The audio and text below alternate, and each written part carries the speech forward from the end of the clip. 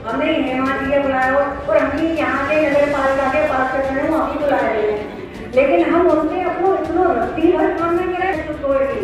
हमारी यमुना जी अपने आप एक साल में एक बार अपने यहाँ पर शुरू कर दिया है।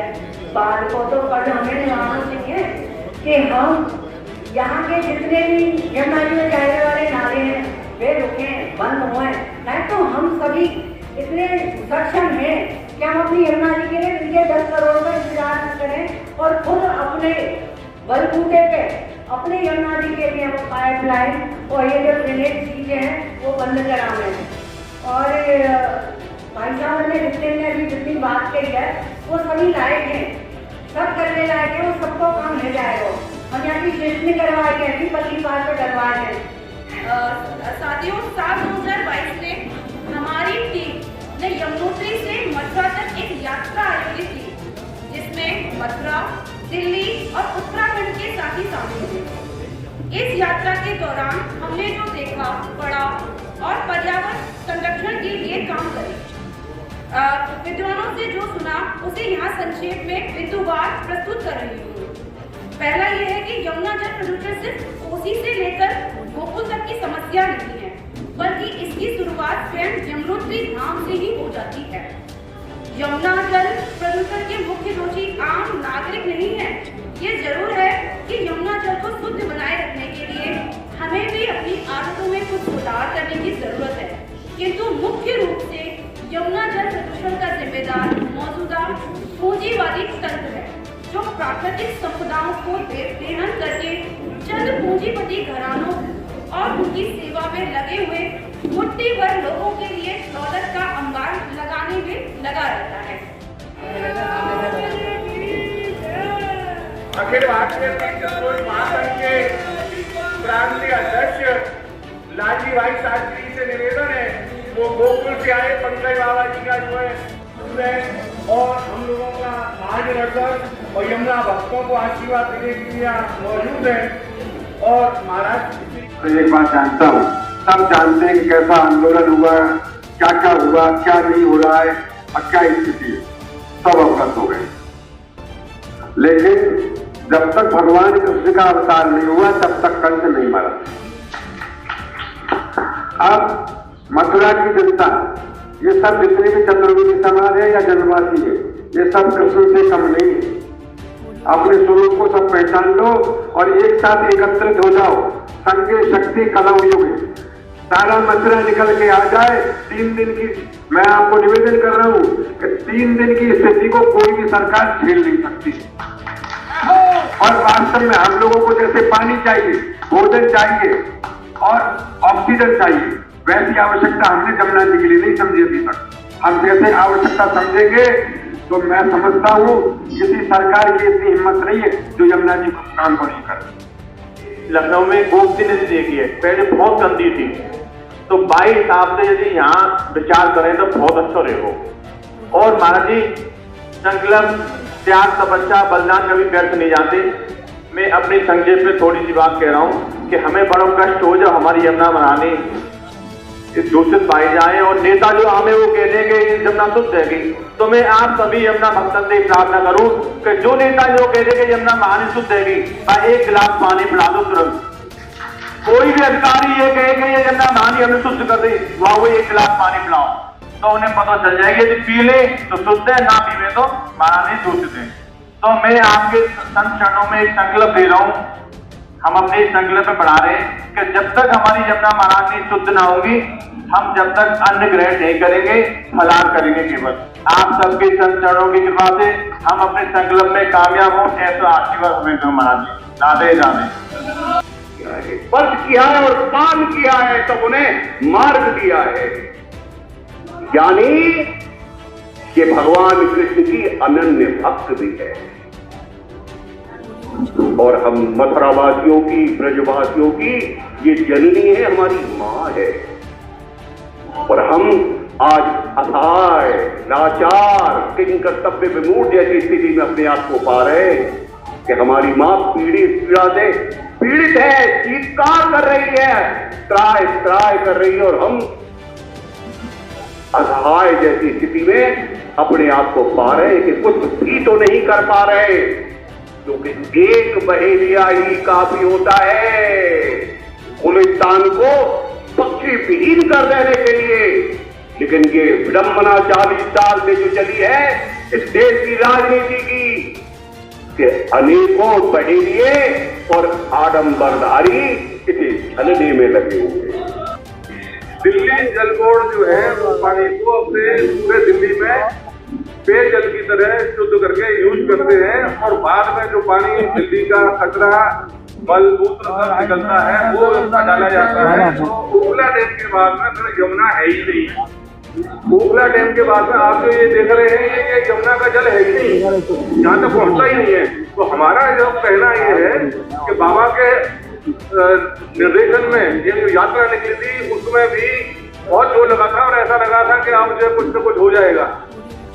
अब बाबा दोबारा आए हैं और हमारे यहाँ के जितने भी भक्त लोग हैं उनको एक नई आशा जगी है कि वास्तव में अब दोबारा इस पर जो है एक पूछ किया जाए और अग्नि कुंड से खूब बड़े आराम से हो सकता है कि बड़ी बड़ी योजना हो सकती है। तो ये योजना क्यों नहीं हो सकती कि वहां से पाइपलाइन में पानी एक बड़ी सी पाइपलाइन लाई जाए जो रिफाइनरी के लिए ईरान से आ सकता है तेल, बम्बई से यहाँ आ सकता है तेल मथुरा रिफाइनरी में।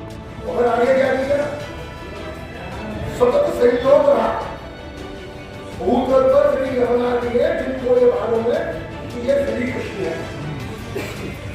जो बच्चों जी के साथ जा रहे हैं ये श्री कृष्ण के अलावा किसी को मालूम नहीं है। तो प्रथम स्पर्श करके पहली प्रिया है चौथी प्रधान तो बात। अब हमारा ब्रजवासियों का भटकाव हुआ है। गंगा जी तो जहाँ जहाँ गई वहां आती है और आज गंगा जी कितने कारण बनाई है घर में आपके लकड़ी साफ कर रहा है। गंगा जल में क्या कर रहे हैं गंगा जल सब है ये क्या कर रहे हैं इनमें गंगा तो नहीं हुई जैसे भी गंगा है उसको और दूषित करने का इंतजाम कर दिया है। जो गंगा जल लाते अलमारी में से बाहर करते इसके लिए ना संतों को टाइम है, मुद्दे की बात कीजिए आगे क्या करना है और आगे क्या होना है। 1985 से आज तक सैकड़ों आंदोलन हो चुके हैं। अब हमको आगे की रणनीति क्या बनानी है उसके लिए विचार विमर्श को ये मंच बना है, न कि दुनिया भर की राजनीति से।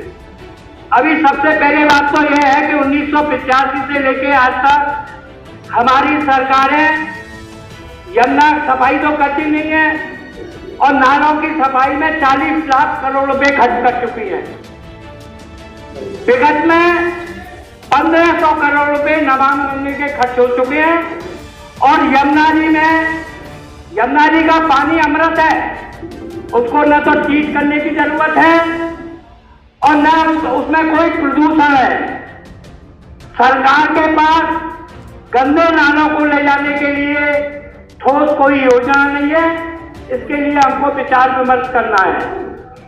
अभी यमुनोत्री से लेके इलाहाबाद संगम तक यमुना जी का सफर 1365 किलोमीटर है। शायद हमारी जिंदगी निकल जाएगी, हम उसको साफ नहीं कर पाएंगे। अब जनपद मथुरा किसने का घर है और तीर्थ की मर्यादा कैसे बने, इस पर सब लोगों को विचार करना चाहिए। सरकार ने जिस तरीके से 40 लाख करोड़ खर्च किए हैं उसकी सीबीआई जांच हो और उसके बाद में दूसरा ये कार्य हो कि हथनी कुंड से पाइपलाइन से वृंदावन में पानी आए और वृंदावन से लेके गोकुल तक। इसकी लागत भी ज्यादा नहीं है, लगभग 1000 करोड़ रुपए होगी। तो हम ये चाहते हैं कि वृंदावन से गोकुल तक हमारा जनपद स्वच्छ और निर्मल हो जाए।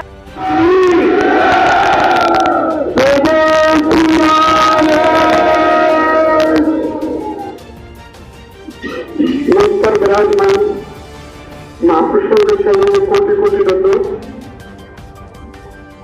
कोटि कोटि प्रणाम।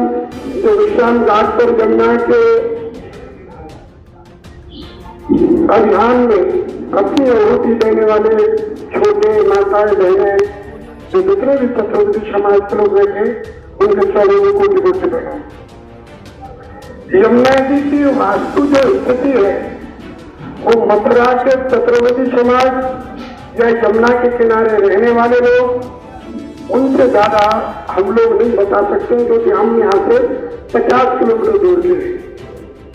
तो यमुना की पल पल की रिपोर्ट जैसे कि लैब में टेस्ट होता है, इस तरह की रिपोर्ट बताने वाले फोन के माध्यम से आप मथुरा के लोग हैं जो हमको बताते हैं।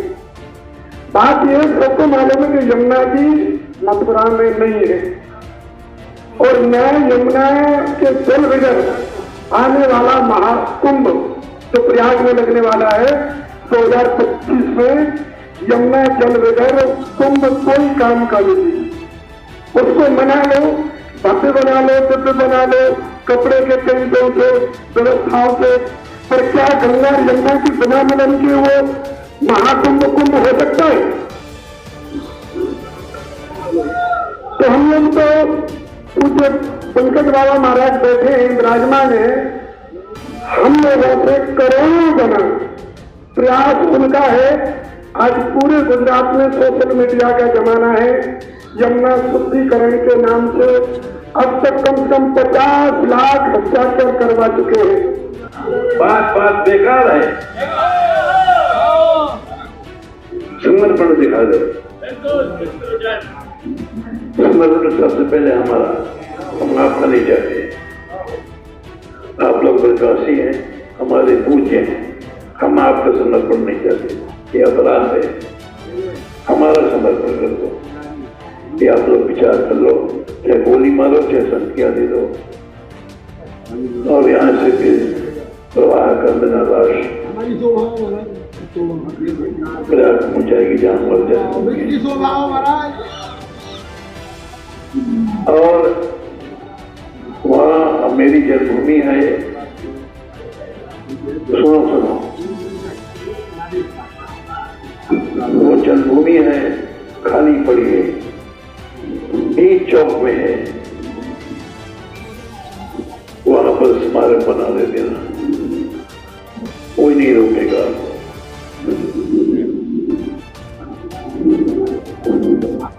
क्या आप लोग हमारे शरीर को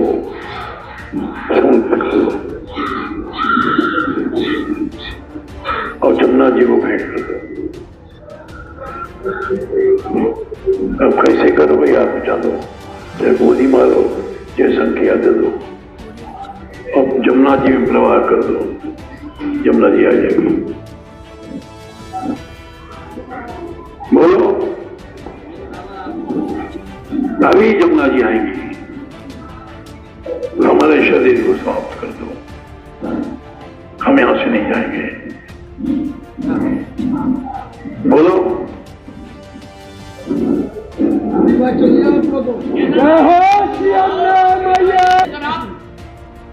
आप नहीं, आप विश्वासी हैं, हमारे पूज्य हैं। यहाँ पर सभी जो संत आए हुए थे, हमारे प्रेरणास्पद परम पूज्य रमेश बाबा, परम पूज्य श्री सतुलाल जी महाराज के, और भी अनेक वक्ताओं ने अपनी पीड़ा व्यक्त की। अभी सभी ने अपना अपना मंतव्य व्यक्त किया है और ये निश्चय तो किया है कि इस अभियान को अब जल्दी से जल्दी शुरू किया जाए। सभी ने अपने विचार व्यक्त किए हैं। किसी ने केवल ब्रज की यमुना तक सीमित रखने को कहा है, किसी ने और भी कई सुझाव दिए हैं। और जैसे कईयों ने कहा है कि जैसे हमारा ये मत था कि इसमें जो प्रदूषण का मुख्य कारण है वो यूपी में आती फैक्ट्रियाँ हैं। योगी सरकार की ये जिम्मेदारी बनती है सबसे पहले तो कि वो उन फैक्ट्रियों के प्रदूषित जल को यमुना जी में आने से रोके। उसके बाद हरियाणा जो है सरकार इसमें यमुना जल भले पाइप के माध्यम से बहाए। तो इसके लिए हम सभी को मिलकर जो कुछ कार्यक्रम करना है वो हम सब लोग फिर से मिलेंगे। जो कार्यालय खुला है आज इसका उद्घाटन किया गया है और वहाँ मिलकर ये रणनीति तय होगी कि आगे किस रूप में आंदोलन करें हैं। उन सभी के लिए आह्वान किया है और इस संगठन को जो इस कोरोना काल में विघटित हो गया था, 15 तक संगठन चला था, आंदोलन भी हुए, अब ये 10 साल हो गए। इस 10 साल के भीतर यमुना जी की वो ही स्थिति है, कोई सुधार हमको दिखा नहीं। अब ये पुनः ये आंदोलन प्रारंभ किया है कि इसमें तेजी आए और सब संगठित हों और एक आवाज में शासन प्रशासन तक अपनी आवाज को पहुंचा करके, और मुख्य जो योगी और मोदी जो अधिकारी हैं और फिर होने वाले हैं उनके पास में पहुंचे ये खबर। और अपने समय में जैसे अन्य अन्य कार्यों को किया, अपने अपने कार्यकाल में यमुना जी को बिल्कुल प्रदूषण से मुक्त करके स्वच्छ जल कर दें, बस यही हमारी कामना है। और हमारा इसमें दूसरा लक्ष्य नहीं है। आज यही निर्णय हुआ कि किसी भी प्रकार से हो उनके लिए एक बार सचेत करके उनके कान में डाल दिया जाए। ये उपेक्षणीय कार्य नहीं है, ये अवश्य करनी है। जैसे राम जन्मभूमि का कार्य किया, काशी में कर रही है और मथुरा की बात कर रही है। मथुरा में पहले यमुना जी का कार्यक्रम है और कृष्ण का कार्यक्रम साथ साथ होना चाहिए। यही हमारी कामना है। जय गोपाल।